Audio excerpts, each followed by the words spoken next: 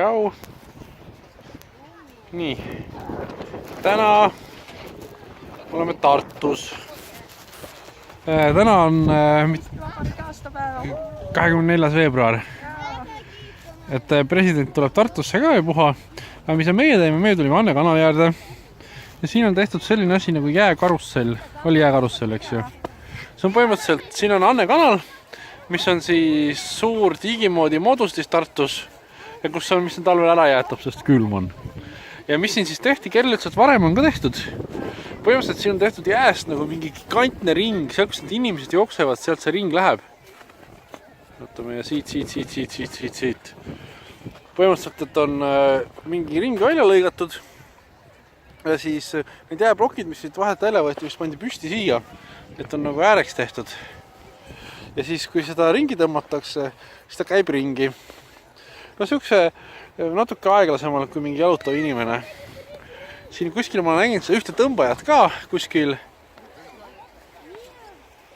Täpselt, seal üks praegu tõmbab täpselt. Ja siin on üks pulk, millest tõmmata saab. Millest mingid inimesed on ennem tõmmanud. Tahad minna tõmbama? Filmida sind, kui sa tõmbad? Okei, ma proovin. Ma keeran mingi. Davai.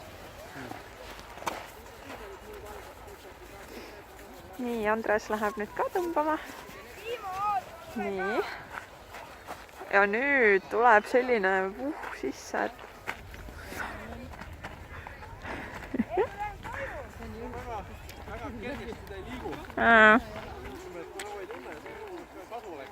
Ma küll tunnen.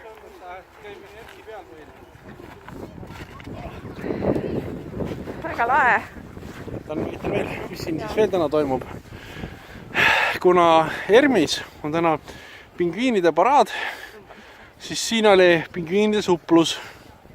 Ja et kohe päris aru saaks, siis ma arvan, et kui seal on pingviinid mõeldud kostüümid, siis siin on mõeldud need pingviinid, kes nagu külmas või ujuvad.